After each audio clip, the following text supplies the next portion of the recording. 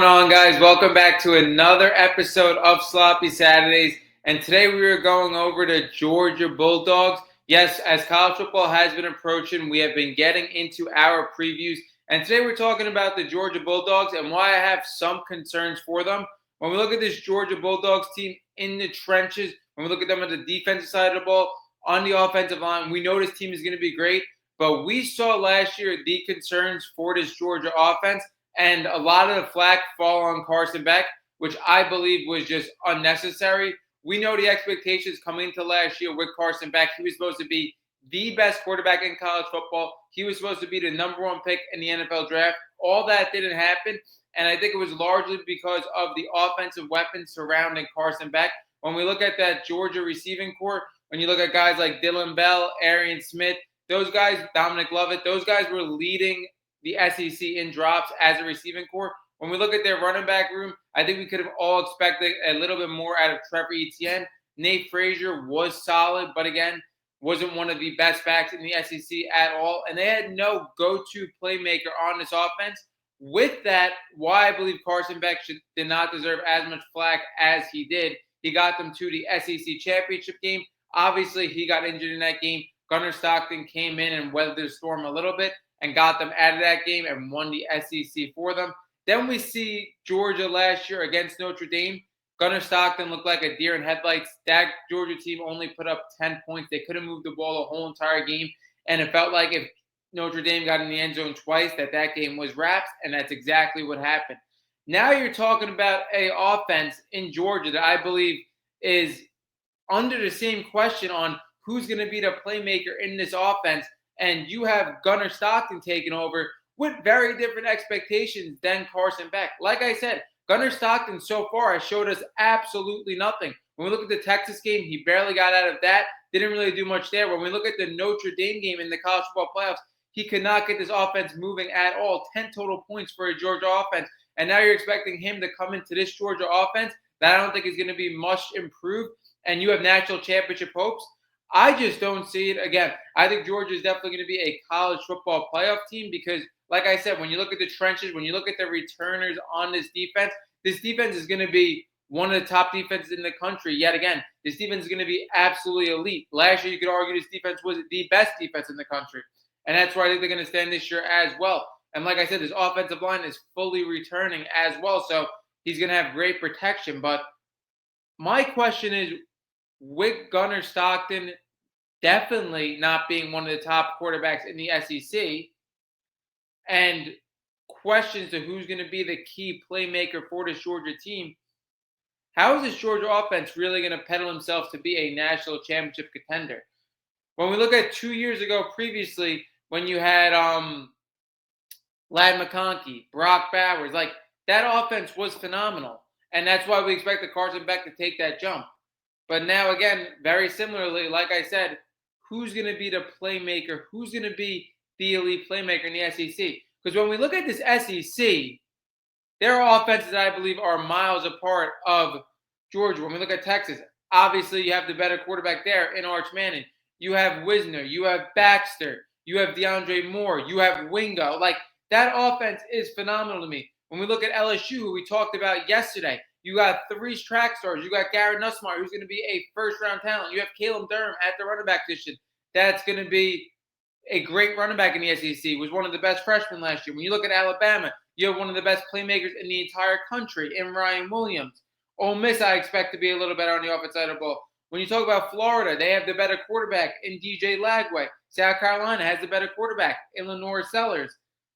Same thing with Oklahoma. Had a huge transfer in John Mateer. So, when you look at quarterbacks in the SEC, Gunnar Stockton is, I guess, somewhere in the middle. And then when you look at total offenses, I think Georgia is going to take a step back. Let's get into this Georgia offense and discuss maybe what could be the hype for them.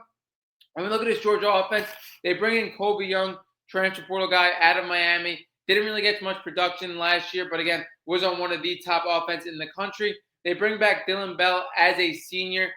Was on this offense last year, again, was not a standout weapon, was not a top guy in the SEC. When you look at him, had about 400 yards.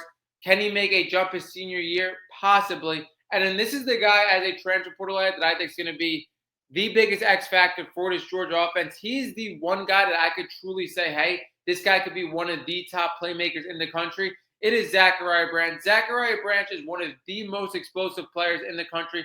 When you talk about special teams, when you talk about him in the slot, again, has one of the most bursts in the country. The problem is with Zachariah Branch, he is coming from a team, a program, one of the best offensive minds in the country in Lincoln Riley. And him being as explosive as he is, when you look at his college football career, his statistics and his production doesn't match up his talent level. So it's going to be very interesting to see if Kirby Smart can get the best out of Zachariah Branch and make him into a top receiver in the country. I definitely think it's possible, and I think he's the one X factor that can really take this Georgia offense to the next level. And offense can make his offense better than it was last year. Because when I look at Zachariah Branch and his talent, he's more talented than any other player on this Georgia offense last year. So I think that was a huge transfer. And then you also have Nate Frazier as well. He had 600 yards last year. He was in a running back by committee with ETN. Now, I think he's going to have a little more hold of this offense for sure. I think he's going to be the lead back in this offense. And him being a sophomore, maybe he could take a step up in this offense. Maybe he could turn into one of the best running backs in the SEC.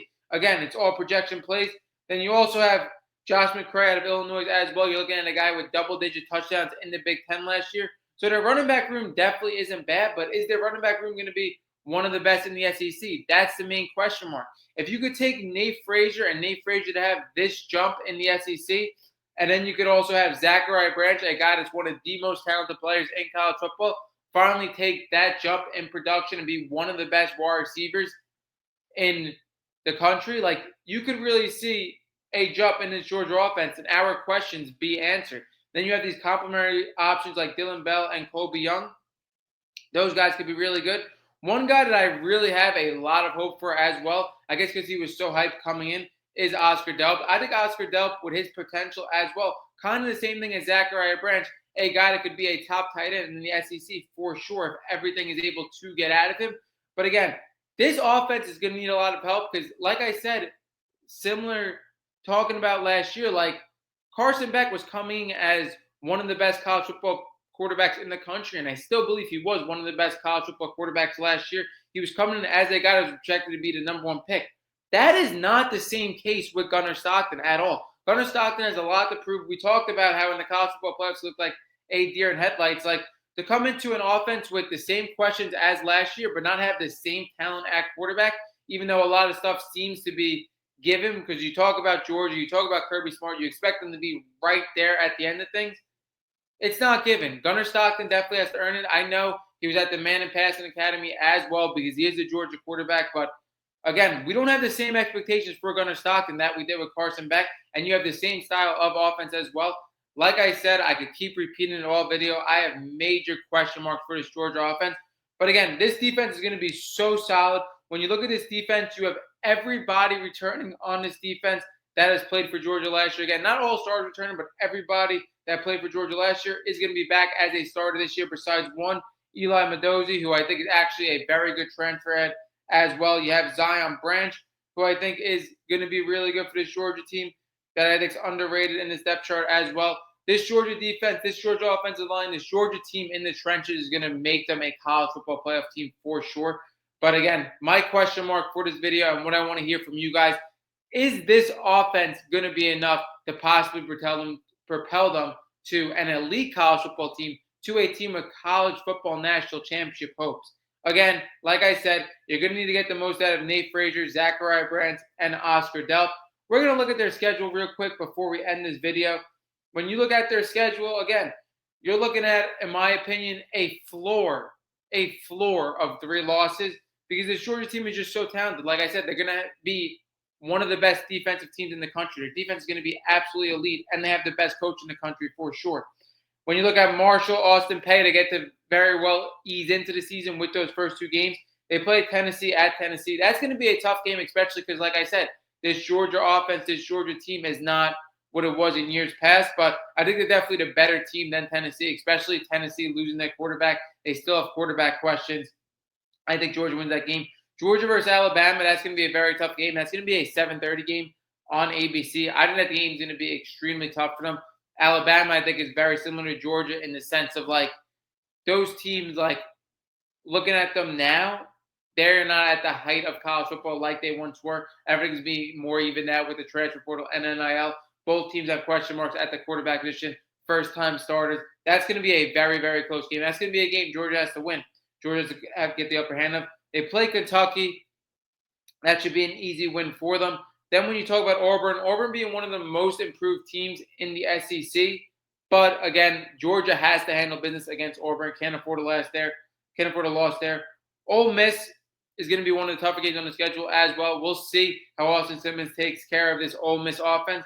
They should come out a win, though. I still like Georgia in that game. Against Florida, another team with question marks. We're going to see how good DJ Lagway actually is this season, but I still expect Georgia to be the better team. Then you go Mississippi State, should absolutely dog them. They play Texas, which is very tough. Like, you're talking about a Georgia schedule that plays Texas and Alabama. That's super tough. For Texas, I do expect them to lose this game. Like I said, this Texas team is one of the most talented teams in the country. You could argue the best team in the country. Like I said, they have way more on offense than Georgia. I think it's going to be the separating factor. Texas defense is also really good. They play Charlotte. They should absolutely destroy them. Georgia Tech is going to be actually a top team in the ACC, in my opinion, but I do expect Georgia to definitely win that game as well, even though Georgia Tech definitely caused them problems last year. So, again, when you look at Tennessee, Alabama, Ole Miss, Texas, they get one win out of those teams. Again, you're looking at a 3-loss floor. You're looking at a team that's going to make the college football playoffs because, especially, like I said, same thing with LSU in my last episode.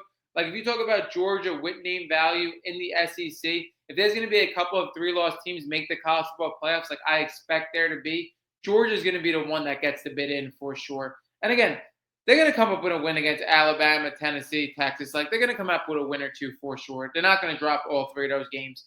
So, yeah, my biggest question mark for this Georgia team is, can this offense be a national championship style offense? Again, we saw an offense last year that had no standout options, and it's seeming like they're repeating that again. Again, you do have more guys you have hope for. You talk about Nate Frazier another year in. You talk about Zachariah Branch. Does have the talent to be a top receiver in the country. Gonna help another year in as well. So it's going to be very interesting to see. That wraps up this episode of Sloppy Saturdays. Drop your opinions below on this Georgia offense, and we are out.